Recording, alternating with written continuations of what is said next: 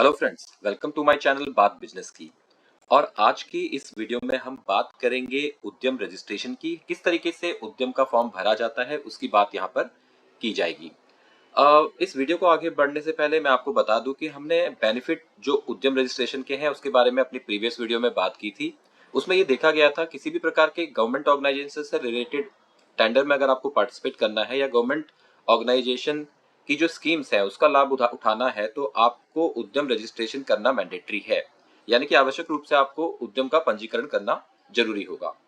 दूसरी बात हमने उसमें ये देखी थी कि अगर आप गवर्नमेंट ई मार्केट प्लेस में अपने प्रोडक्ट को रखना चाहते हैं या सर्विस को रखना चाहते हैं जो कि GEM पोर्टल कहलाता है, गवर्नमेंट ई मार्केट प्लेस, तो वहां पर भी उद्यम पंजीकरण यानी कि उद्यम रजिस्ट्रेशन इंपॉर्टेंट होगा। तो आज की इस वीडियो में हम बात करते हैं कि उद्यम रजिस्ट्रेशन कैसे किया जाए। उसके लिए आपको जाना पड़ेगा सबसे पहले उद्यम रजिस्ट्रेशन की वेबसाइट जो कि है udyamregistration.gov.in, और यहाँ पर आपको उद्यम रजिस्ट्रेशन पे क्लिक करना पड़ेगा। जैसे ही आप इस पे क्लिक करेंगे तो आपको दिखाई देगा होम पेज पे इस तरीके का एक आपको पेज खुल जाएगा, जिसमें आपका सबसे पहला जो स्टेप है वो है आधार वेरिफिकेशन ऑफ द OTP। यहाँ पर आपको अपना आधार संख्या डालनी है और अपना जो आपका एंटरप्रेन्योर है, आधार पे जो आपका नाम है, आपकी कंपनी का नाम या जो आपका नाम है वो आपको डालना है। उसके बाद यहाँ पर कुछ बहुत इंपॉर्टेंट पॉइंट्स कहे गए हैं। पहला है Aadhaar number shall be required for Udyam registration, जो कि आपने ऑलरेडी भर दिया है। The Aadhaar shall be of the proprietor in the case of proprietary firm, managing partner in the case of partnership and of a karta in the case of Hindu undivided family. वहीं in case of company और a limited liability partnership or a cooperative or a society or a trust, the organization or its authorized signatories shall be provided its GSTIN number and PAN along with its Aadhaar number. तो यहाँ पर एक साफ साफ यहाँ पे इन्होंने बता दिया है कि किस किस चीजों की आवश्यकता आपको पड़ेगी। और इसके बाद एक डिक्लेरेशन पे आप पे टिक करना पड़ता है जिसमें उन्होंने लिखा हुआ है I the holder of the above Aadhaar hereby give my consent to ministry of MSME government of India for using my Aadhaar number as allotted by UIDAI for Udyam registration. NIC Ministry of MSME Government of India have informed me that my Aadhaar data will not be stored or shared। तो ये साफ साफ यहाँ पे एक declaration दे दी जाती है कि आप अपना कंसेंट दे रहे हैं ministry of MSME government of India को कि वो आपका आधार ऑथेंटिकेशन कर ले। उसके बाद आपको यहाँ पर वैलिडेट एंड जनरेट OTP करना है। वैलिडेट एंड जनरेट OTP करने के बाद ही आपका उद्यम रजिस्ट्रेशन के लिए आगे की स्टेप में आपको लेके जाएगा। जैसे ही आगे की स्टेप आएगी तो आपको कुछ इस तरीके से दिखेगा। यहाँ पर आपने ये वेरिफिकेशन जो हमने बात की थी, उद्यम एप्लीकेशन फॉर्म की वेरिफिकेशन कर ली आपके आधार कार्ड की। उसके बाद आपको करना पड़ेगा पैन वेरिफिकेशन। पैन वेरिफिकेशन के लिए जो आपका टाइप ऑफ ऑर्गेनाइजेशन है, जैसे कि वो प्रोप्राइटरशिप है, हिंदू अनडिवाइडेड फैमिली है, या फिर पब्लिक है, या फिर प्राइवेट लिमिटेड है, या फिर कोई FPO है, फूड प्रोड्यूसर ऑर्गेनाइजेशन है, इस तरह की कोई भी संस्था है, उसका आपको यहाँ पर बताना पड़ेगा। उस संस्था का पैन नंबर आपको डालना पड़ेगा यहाँ पर, और पैन होल्डर का यहाँ पर नाम डालना पड़ेगा। उसकी डेट ऑफ जो बर्थ है वो डालनी पड़ेगी, या फिर उसकी डेट ऑफ इन जो एक्सेप्ट किया गया है, निगमन तिथि जो होती है वो अगर डाला गया है, डेट ऑफ इनकॉर्पोरेशन डाला गया है एज पर पैन, वो यहाँ पर आपको भरना पड़ेगा। अब इसके बाद फिर से आपको एक सर्टिफिकेशन देना पड़ेगा यहाँ पर पैन वैलिडेशन का। उसमें क्या कहा गया है, I the holder of the above PAN hereby give my consent to Ministry of MSME Government of India for using my data information available in the income tax return filed by me and also same available in the GST returns and also from the government of organizations for MSME classification and other official purposes in pursuance of MSMED Act 2026। तो इस condition में आपका क्या होगा कि आपका जो है पैन वैलिडेट किया जाएगा और आपके जो इनकम टैक्स रिलेटेड डेटा है उसको गवर्नमेंट मिनिस्ट्री ऑफ MSME यहाँ पर देखेगी क्लासिफाई करने के लिए, या जो भी उनको इन्फॉर्मेशन चाहिए उसके लिए। इसके बाद आपको आगे बढ़ना है। फिर इन्फॉर्मेशन मांगी गई है, have you filled the ITR income tax return for previous year. तो जो भी आपका प्रीवियस ईयर रहा होगा, यानी कि 23-24 का प्रीवियस ईयर है, तो उस कंडीशन में आप 23-24 का डालकर अपना ITR यहाँ पर यस कर देंगे।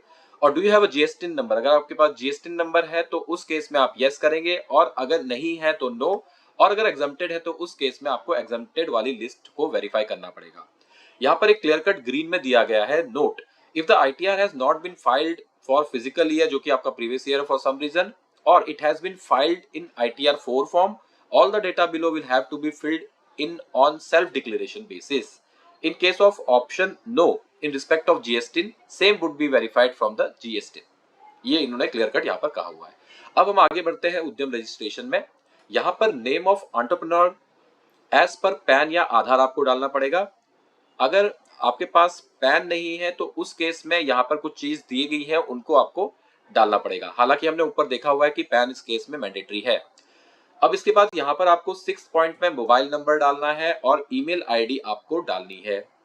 फिर यहाँ पर categorization of ownership of MSME किया है basis of percentage of share, member contribution और अमाउंट। यहाँ पर बहुत सारी कैटेगरीज है जिसमें हिंदू अनडिवाइडेड फैमिली है और उसके बाद यहाँ पर कुछ कैटेगरीज रखी गई है OBC, SC, ST and women.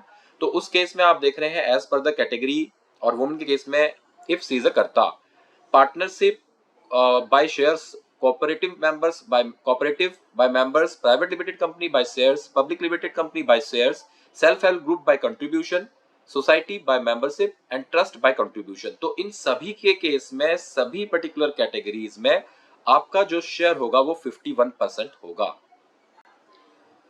In case of proprietorship enterprises, the category of the unit would be the social category of the owner. अब इसमें क्या क्या भरना है देखिए, 8th में आपको अपनी कैटेगरी डालनी है कि आप सामान्य कैटेगरी में आते हैं या अनुसूचित जाति, अनुसूचित जनजाति या अन्य पिछड़ा वर्ग में आते हैं, वहां पर आपको क्लिक कर देना है।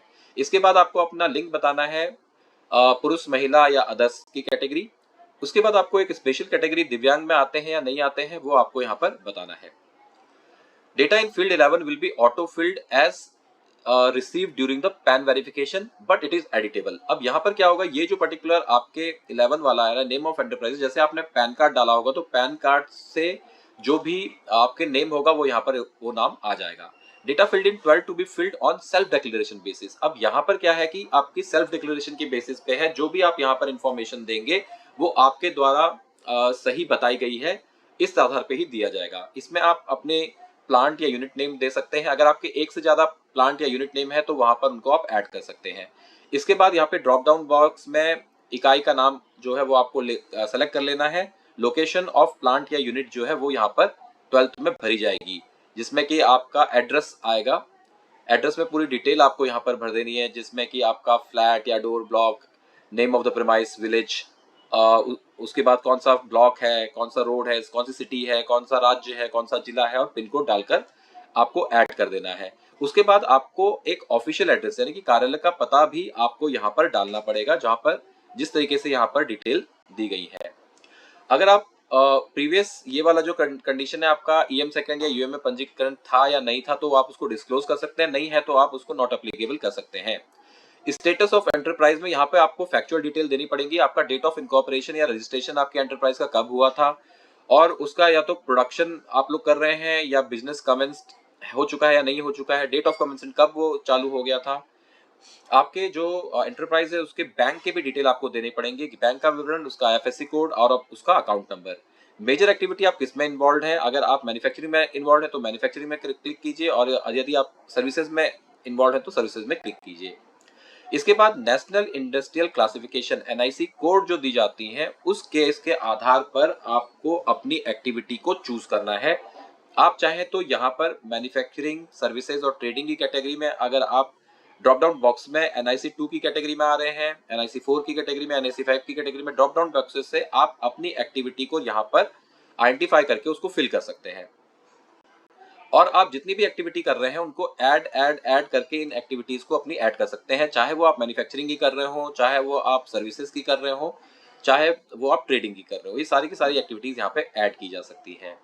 उसके बाद आपको दिया जाना है आपके पर्टिकुलर एंटरप्राइज में, आपकी कंपनी में कितने लोग एम्प्लॉय यहाँ पर उपलब्ध है, उनकी डेटा यहाँ पर देनी है, कितने उसमें से पुरुष है, कितने स्त्री हैं और कितने अन्य कैटेगरी में आते हैं, और उसके बाद उनका जो टोटल है वो देना है। इसके बाद फिर से आपको एक डिक्लेरेशन देना है। I hereby declare that I am fully aware of provisions of Child and Adolescent Labor Prohibition Regulation Act 1986 and no child is employed in my enterprise। ये बहुत ही इंपॉर्टेंट है, किसी प्रकार का भी आपका एंटरप्राइज हो लेकिन वहां पर आप बाल मजदूरी नहीं करा सकते, किसी प्रकार से भी किसी चाइल्ड को आप अपने काम के लिए नहीं रख सकते। इसके बाद ग्रीन में है, since you have a PAN your written down value total turnover would be auto filled. ये सारी की सारी चीजें पैन वगैरह आपने दे दिया है, तो इसके बाद बहुत सारी चीजें जो आपके ऑटो फिल्ड आ जाएंगी, लेकिन कुछ डेटा आपको देना पड़ेगा, जैसे return down value on 31 March previous year 2021, अगर आपने आईटीआर फाइल किया तो ऑटोमेटिकली आ जाएगा, नहीं तो आपको यहाँ पर फिल कर देना है। Exclusion of cost of pollution control, research development, industrial devices etcetera etcetera, ये सेल्फ डिक्लेरेशन बेसिस में आपको एक्सक्लूजन यहाँ पर डालना है। Net investment in plant and machinery और इक्विपमेंट आपको यहाँ पर डाल देना है। उसके बाद आप टर्नओवर डालना है। इन सभी से रिलेटेड कुछ ऑफिस मेमोरेंडम है, इन पे आप क्लिक करके इनको भी पढ़ सकते हैं। टोटल टर्नओवर, उसके बाद एक्सपोर्ट, जैसे कि हमने पहले बात की थी, एक्सपोर्ट टर्नओवर यहाँ से हटा दिया गया है और ये आपका नेट टर्नओवर यहाँ पर आपको दिख जाएगा। उसके बाद कुछ इंपॉर्टेंट जो हमने बात की थी कि जो आपका उद्यम रजिस्ट्रेशन है उसमें आप आसानी से बहुत सारी सहूलियतें प्राप्त करते हैं आपके गवर्नमेंट के द्वारा। तो जैसा कि ये, are you interested in getting registered on government e market place, यदि आप चाह रहे हैं तो यस पे क्लिक कीजिए, नहीं चाह रहे तो नो कर दीजिए। Are you interested in getting registered on TREDS portals, one or more, वहां पे 2-3 थे, उनमें सब में आप पार्टिसिपेट करना चाहते हैं, यस कर दीजिए, नहीं तो नो कर दीजिए। Are you interested in getting registered on national career services portal, हाँ या नहीं कर सकते हैं। Are you interested in getting registered on NSIC B2B portal, हाँ या नहीं कर सकते हैं। Are you interested in availing free in domain or a business email ID, हाँ या नहीं कर सकते हैं। उसके बाद आपको अपना नियरेस्ट डिस्ट्रिक्ट इंडस्ट्री सेंटर यहाँ पर चूज करना है। चूज करने के बाद आपको फिर से एक डिक्लेरेशन देना है कि आई hereby declare that information given above are true to the best of my knowledge. For any information that may be required to be verified, proof evidence shall be produced immediately before the concerned authority.